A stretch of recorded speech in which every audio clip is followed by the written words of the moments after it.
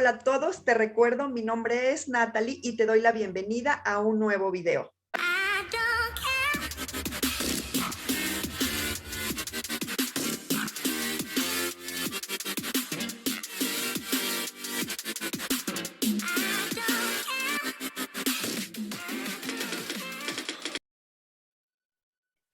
Y bueno, como podrán ver, el día de hoy no me encuentro sola, me encuentro con Miguel García, él es psiquiatra. Y bueno, el tema que vamos a abordar el día de hoy, la verdad es que es un tema súper interesante y mucho más común de lo que creemos o incluso de lo que queremos aceptar. Y bueno, bienvenido Miguel, muchísimas gracias por estar aquí, muchísimas gracias por aceptar esta invitación. Y bueno, ¿te gustaría presentarte? Claro que sí, Natalie, pues muchísimas gracias a ti por invitarme. Hola a todos. ¿Qué tal? Pues yo soy Miguel Ángel García Estrada. Yo soy médico de profesión y posteriormente hice mi especialidad en psiquiatría. Posteriormente cursé un curso de alta especialidad en neurobiología de la esquizofrenia.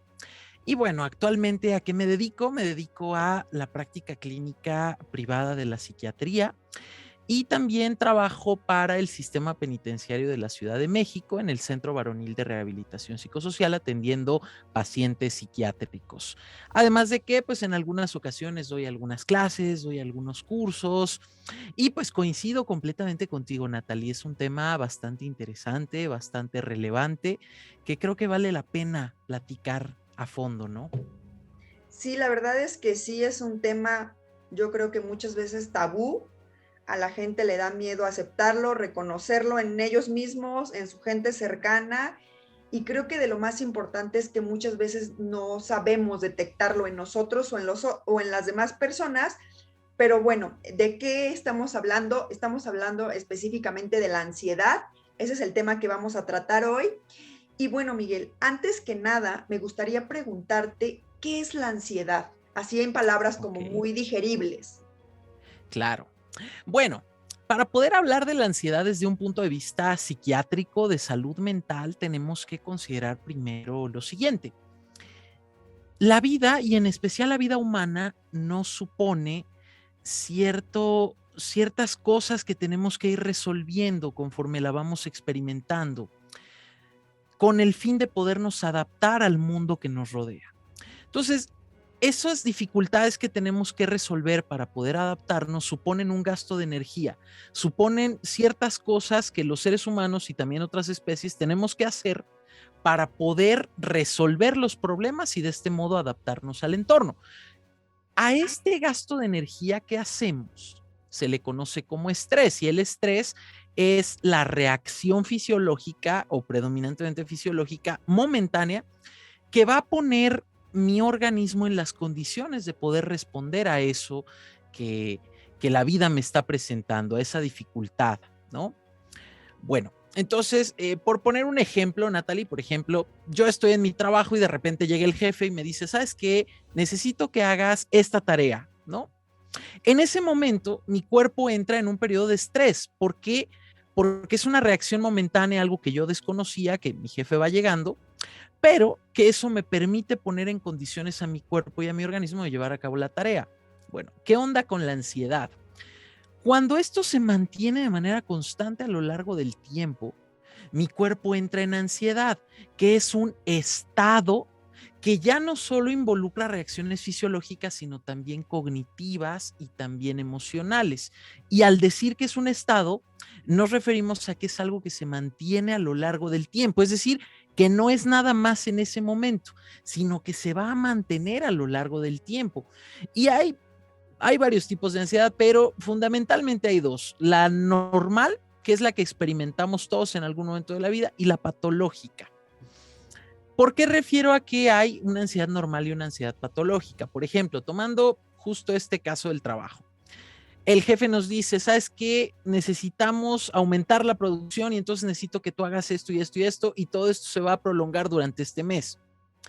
Yo necesito entrar en un estado que se prolongue durante todo ese tiempo para poder hacer embate a esas dificultades. ¿sale? Pero si mi trabajo es muy estimulante, si me gusta mucho, si me siento bien tratado, probablemente voy a vivir esta ansiedad como algo positivo, como algo que me va a permitir adaptarme al entorno e incluso cambiarlo. Sin embargo, cuando esta ansiedad ya no me permite adaptarme, sino todo lo contrario, me genera problemas, me genera incomodidad o me genera problemas para funcionar, entonces se dice que ya tenemos ansiedad patológica y que ya tenemos un problema de salud mental. Entonces, pues a grandes rasgos, creo que esos son los tres conceptos que tenemos que entender, que el estrés y la ansiedad son reacciones que son adaptativas y que son normales y que nos permiten adaptarnos, pero hay un tipo de ansiedad que nos condiciona problemas y que no nos permite adaptarnos, y esa es la ansiedad patológica. Ok, interesante. Yo hasta este punto no tenía muy clara la diferencia entre el estrés y la ansiedad, pero excelente. Y Miguel, una persona, ¿cómo se puede dar cuenta o qué síntomas presenta para decir ya estoy padeciendo ansiedad, que no es normal? Ok, eh, ¿cómo podemos identificar cuándo tenemos ansiedad? Bueno, primero valdría la pena mencionar qué pasa en nuestro cerebro.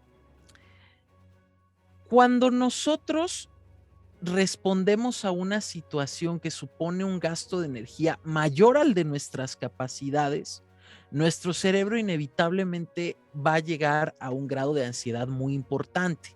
Si esto se mantiene de manera constante a lo largo del tiempo, van a pasar dos cosas con nuestro cerebro. Nuestro cerebro se va a activar de manera exagerada, es decir, va a empezar a reconocer peligro o reconocer estrés o ansiedad cuando no debería de haberlo, y Ok. se va a activar aún en ausencia de estresores, es decir, aún cuando no hay ninguna situación a la cual yo me tengo que adaptar, mi cerebro se va a activar como si tuviera que adaptarse.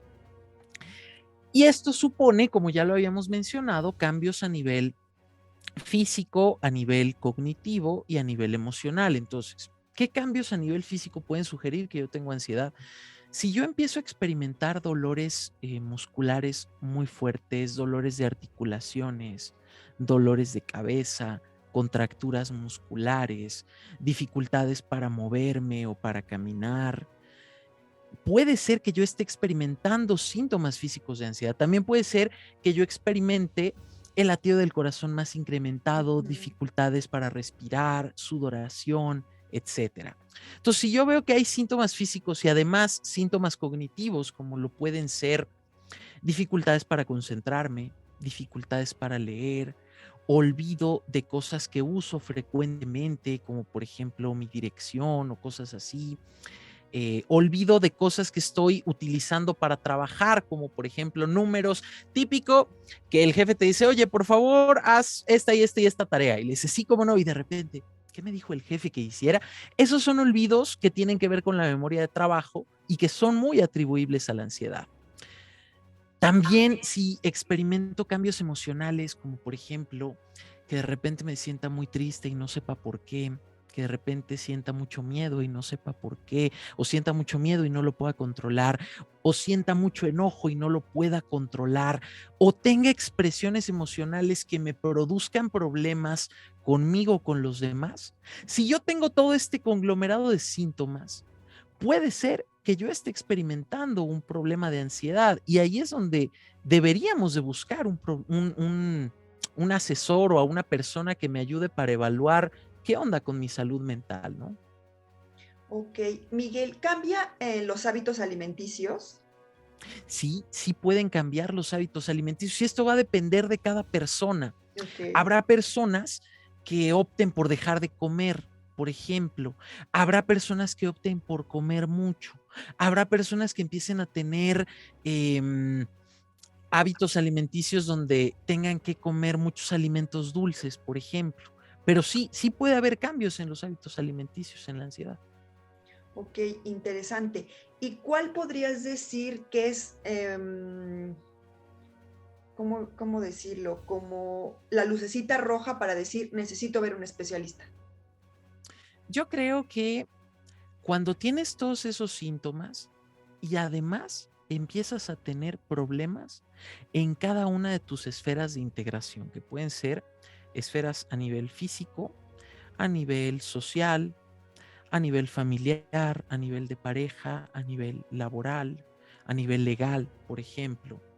¿A qué Ujú. me refiero? Por ejemplo, si veo que mi presión arterial está elevándose, esto es algo que me puede decir que hay algo mal en mi cuerpo, ¿no? Si veo que tengo muchos problemas con mi pareja, con mis hijos, con mi familia, esto me puede decir que hay algo más. Y si a esto se lo suma que tengo estos síntomas que ya platicamos, creo que el hecho de dejar de funcionar en algún área sería el mayor foco rojo que puede decirte, ¿sabes qué? Necesitas ayuda. Ok, esto ha causado un poco como de conflicto porque hay mucha gente que dice, yo puedo solo, yo lo puedo controlar Sí, sí. solo. Entonces, ¿esto qué tan real es? Fíjate que justo ese punto que tocas es muy interesante porque, bueno, ¿qué sabemos con respecto al estrés, por ejemplo? El estrés va a ser percibido en función de un concepto que se llama carga alostática. La carga alostática es el grado de desgaste energético que supone un estresor al organismo. Pero fíjate algo bien interesante, es que ese desgaste de energía va a depender de dos cosas fundamentales. Uno, de la naturaleza estresante del mismo estresor o de la cosa a la que nos tenemos que adaptar o del problema, pero también de con qué mecanismos de defensa o mecanismos de afrontamiento cuento para poder enfrentar ese estresor. Entonces, si yo cuento con unos mecanismos de defensa, unos mecanismos de afrontamiento bárbaros, ¿no? Aunque yo tenga un estresor con una naturaleza estresante muy fuerte, como pudiera ser, por ejemplo, una situación legal fuerte, yo voy a poder hacerles frente y a lo mejor no necesitaré más que de repente el fin de semana hacer ejercicios de relajación o escaparme a alguna ciudad vecina de viaje. Y puede ser que eso funcione para mí, pero tengo que ser bien honesto conmigo para ver en dónde están mis mecanismos de afrontamiento, porque si tengo mecanismos de afrontamiento muy bajos, puedo percibir una naturaleza estresante como muy elevada cuando no necesariamente lo es. ¿Cuál es el problema? El problema es que vivimos en una sociedad muy, ¿cómo decirlo? Muy narcisista, donde se nos dice que tenemos que poder con todo. Y eso es lo que creemos, que para ser adultos funcionales o ser seres humanos funcionales, tenemos que poder con todo lo que se nos ponga enfrente, con escuela, con trabajo, con familia.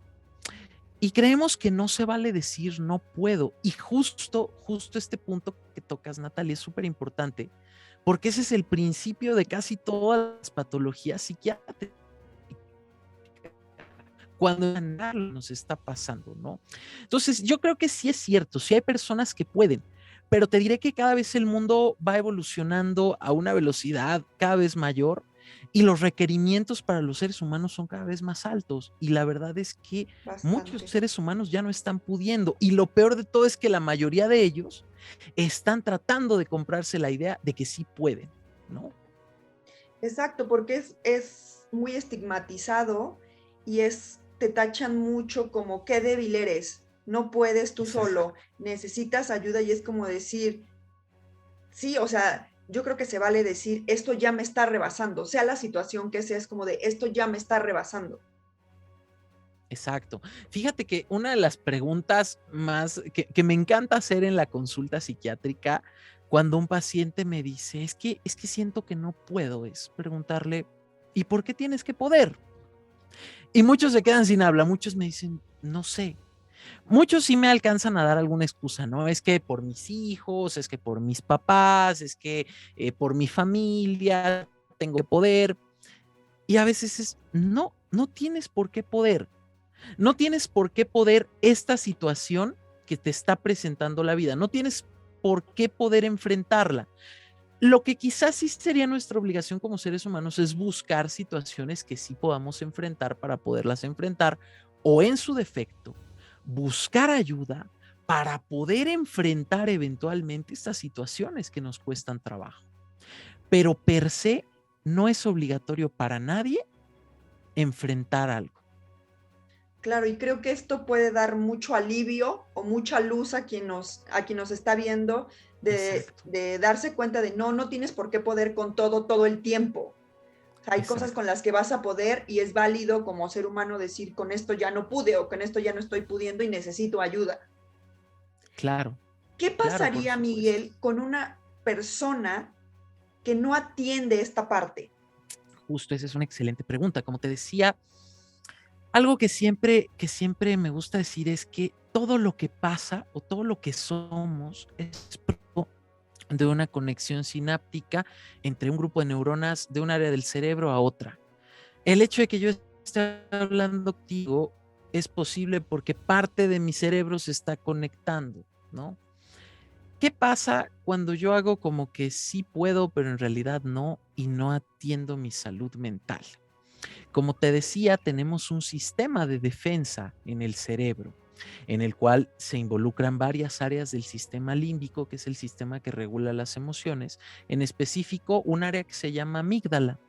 Esta área se encarga de hacer muchísimas cosas, a mí me encanta esta área del cerebro, pero una de las cosas que hace es discriminar qué información que llega a nuestro cerebro amerita una reacción de ansiedad y qué información no. Ok. Cuando nosotros exponemos a nuestra amígdala a estresores de manera constante y no la atendemos como debe de ser, no atendemos nuestra salud mental, la amígdala enferma. Entonces empieza a catalogar toda la información que llega a nuestro cerebro como peligrosa. Llega un momento que la amígdala, con el solo recuerdo de las situaciones, puede evocar reacciones de ansiedad o de peligro en nuestro cuerpo. Y entonces ahí es cuando entramos a una ansiedad patológica en la cual ya no depende de mi percepción, depende del funcionamiento de mi cerebro. Y disfuncionan muchos neurotransmisores, pero principalmente uno que se llama serotonina, que es el que permite que la amígdala funcione adecuadamente. Lo que ocurre con la serotonina es que primero trata el cerebro de sacar toda la serotonina que tiene para moderar el comportamiento de la amígdala, pero después los niveles de serotonina empiezan a descender en las hendiduras sinápticas y la amígdala deja de funcionar. Entonces, fíjate cómo esto que preguntas es bien relevante, porque si a la primera señal de ansiedad, con un psicoterapeuta, por ejemplo, con un psicólogo clínico, que me enseñara a trabajar con mi ansiedad, que me pudiera ayudar a establecer a qué cosas me quiero enfrentar en la vida y a cuáles no, yo brincaría la necesidad de ir con un psiquiatra. El problema es que si yo me empeño en decir no, yo puedo solo, lo único que voy a hacer es que voy a enfermar mi amígdala y eventualmente mis niveles de serotonina van a caer y voy a necesitar forzosamente ir con un psiquiatra. Y si cae la serotonina, ¿qué pasa? ¿Qué pasa? Pues justo que la amígdala no funciona de manera adecuada.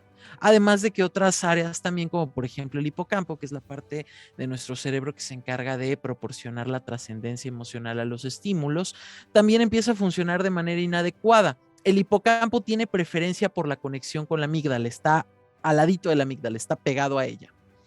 Entonces, lo que pasa con el hipocampo cuando hay ansiedad de manera persistente es que disminuye su volumen y todo el volumen que le queda al hipocampo sirve para obedecer las órdenes de la amígdala, que está diciendo todo es peligroso, todo es malo y debemos de cuidarnos de absolutamente todo, ¿no?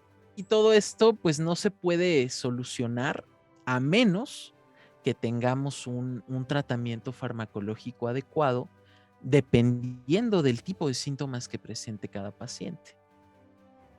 Ok, perfecto. Y algo que yo siempre he tenido duda, Miguel, ¿la ansiedad siempre va pegadita a la depresión o no forzosamente? Fíjate que no forzosamente, pero sí hay que mencionar que de todos los trastornos de ansiedad, es decir, ya cuando la ansiedad ya se vuelve una enfermedad mental que requiere tratamiento psiquiátrico, el 50% de esos trastornos tienen síntomas de depresión. Y al revés, de todos los trastornos depresivos, el 50% de ellos tiene síntomas de ansiedad. Y en realidad esto se explica muy fácilmente, puesto que la fisiopatología de la depresión también tiene que ver con una baja en el sistema serotoninérgico. Ok, qué interesante que sí están relacionados uno con Sí, el otro. Sí, por supuesto. ¿Y pueden existir uno sin el otro? Sí, sí pueden, Ok, sí, claro. ok. Miguel, y ya casi para cerrar el video, ¿cuál sería la máxima expresión de la ansiedad? Wow. Fíjate que hay varias, Natalie. La verdad es que estaría difícil que yo te diga una.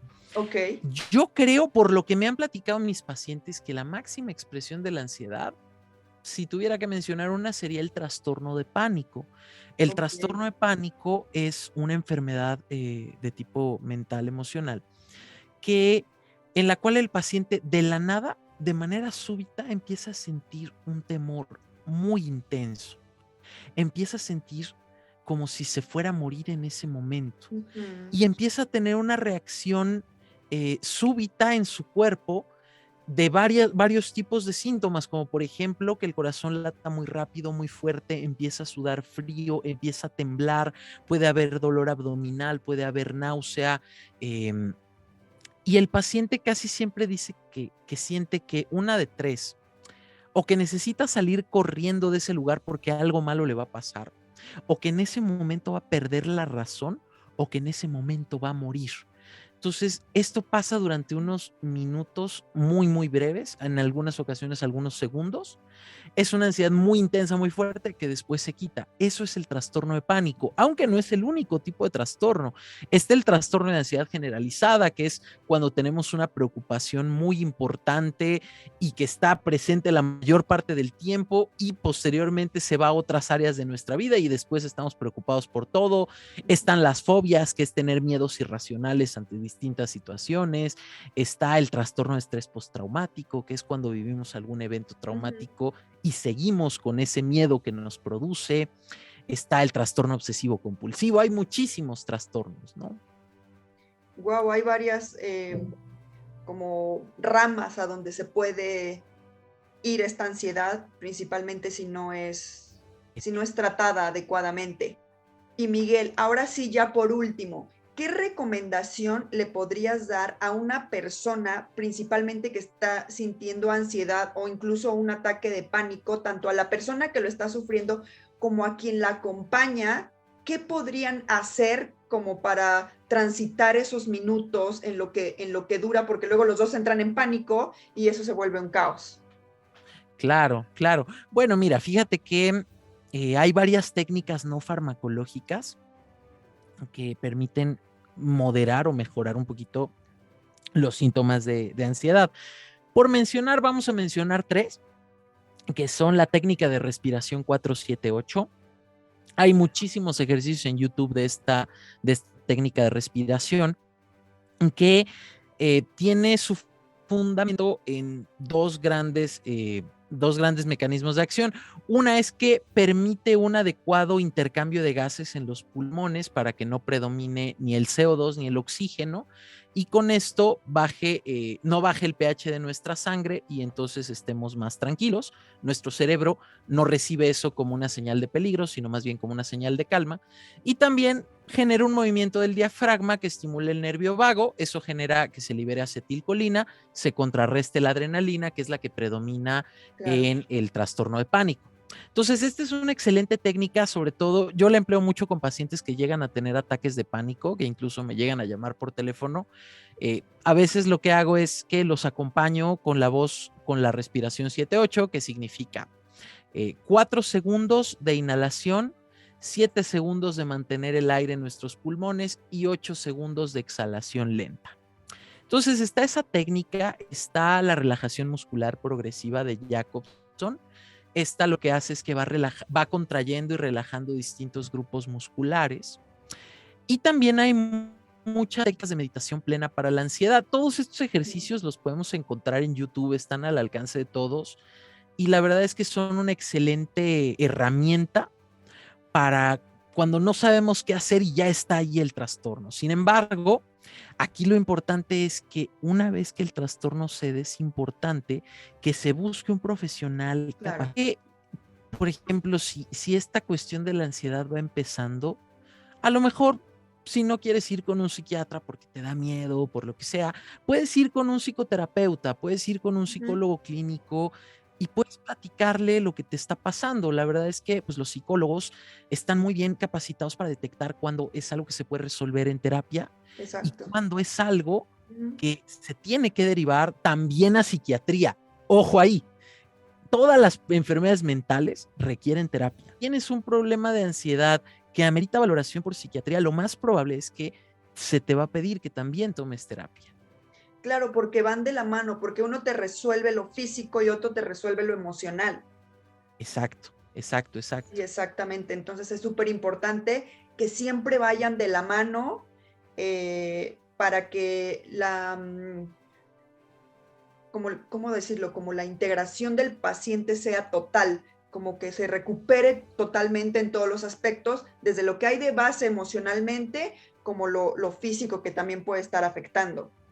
Exacto, exacto, exacto. Sobre todo porque estos trastornos no ocurren de la nada, son enfermedades multifactoriales que si bien sí tienen una base genética, también tienen muchos componentes psicodinámicos que tienen que ver con la crianza, con la manera de relacionarse que tienen algunas personas, también tienen que ver con algunos estilos cognitivos de aprendizaje que tiene cada persona. Y sí, ahí solo puede incidir un psicoterapeuta. Los Así psiquiatras es. únicamente, a menos que también estemos capacitados para dar psicoterapia, que es el caso de algunos colegas, no es el mío, Ujú. pero de algunos colegas sí, pero que tengan esa capacitación, ¿no? Pero típicamente, pues nuestro papel es ayudar con la parte neurobiológica y neuroquímica del cerebro. Correcto. Y para la familia de quien está padeciendo ansiedad, Uy, bien importante. Yo creo que, yo creo que lo más importante es ser conscientes de cuáles son nuestros límites como familia y como personas. A veces nuestra intención de ayudar es muy buena, pero al no saber cómo hacerlo podemos llegar a lastimar o podemos llegar a poner en peligro a alguien incluso, ¿no? Entonces, lo primero que me gustaría decir, y si alguien se quiere llevar algo de esta charla, es que sea esto, decirle a alguien que tiene ansiedad cosas como, tú puedes, échale ganas, es cuestión de actitud, es cuestión de que cambies tu manera de ver las cosas. Es difícil y es imposible porque está experimentando cambios a nivel neurobioquímico en su así cerebro es. de los cuales no puede hacerse responsable. Entonces, lo primero es saber hasta dónde están nuestras limitaciones. Y dos, creo que lo más importante es simplemente acompañar a la persona. No hace falta dar el mejor consejo, no hace falta dar la mejor comprensión, Ujú. simplemente estando ahí, al lado de una persona para que ella nos diga lo que necesita, es más que suficiente. Y si está en nuestras posibilidades acompañarle en el proceso de búsqueda de un profesional de salud mental, creo que con eso ya hacemos muchísimo por la otra persona. Claro, y creo que la persona que padece ansiedad agradece muchísimo el acompañamiento y el incluso omitir algunos comentarios o esta parte de tú puedes, no sé, o sea, como ese échale ganas, porque en verdad internamente quien padece ansiedad dice, ¿tú crees que no le echo ganas? ¿Tú crees que no me esfuerzo? O sea, es lo que más hago. Exacto. Incluso a veces para alguien con ansiedad levantarse de la cama es un súper logro por lo mismo que está sintiendo. Entonces, yo creo que es mucho el esfuerzo que hacen y pues necesita ser incluso visto, ¿no? Validado por su entorno. Y pues la verdad es que coincido completamente contigo, Natalie. Creo que eh, el ser validados, el ser escuchados a todos los pacientes que presentan ansiedad, y fíjate que no solo ansiedad, sino también pacientes que presentan OSCE, es algo que les ayuda muchísimo. Ujú. Así es. Pues muy bien, como ya escucharon toda esta parte, realmente tomen todo lo que les sirva, apoyar a las personas que padecen ansiedad y reconocer que hay un padecimiento que necesita apoyo, creo que es el primer paso para una mejoría y como les recomiendo siempre en cada video, vayan siempre con un especialista, es quien mejor los va a guiar, quien mejor los va a tratar y gente especializada en este tipo de temas. Y bueno, no sé si hay algo más que tú quieras agregar, Miguel. No, pues no, yo creo que el mensaje que me gustaría a mí transmitir es que todos tenemos derecho a vivir en plenitud, gozando de buena salud mental y emocional.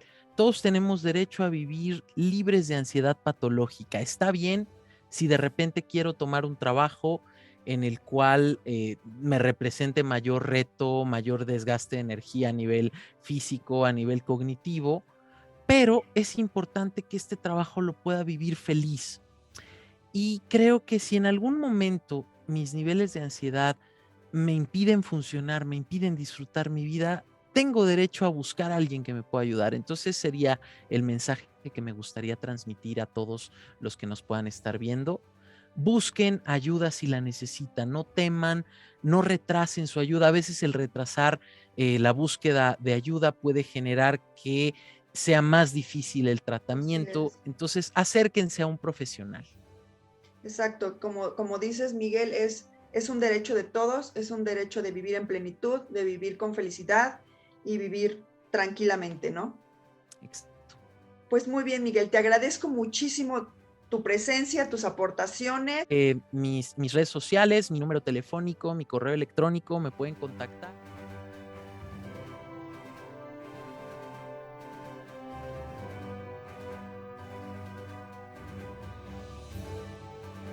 Pueden también buscar mi Doctoralia, estoy como Miguel Ángel García Estrada en la sección de médicos psiquiatras de la Ciudad de México. Y pues si alguien tiene alguna inquietud, alguna molestia o desea agendar una cita, con muchísimo gusto estoy para servirles. Excelente, pues yo se los recomiendo ampliamente y de todas maneras en la Muchas parte de gracias. abajo, donde está la descripción del video, yo les voy a dejar toda la información de Miguel y créanme que no se van a arrepentir. Y bueno, pues muchísimas gracias, Miguel. Voy a dejar hasta aquí el video de hoy y nos vemos en el próximo video. Bye bye.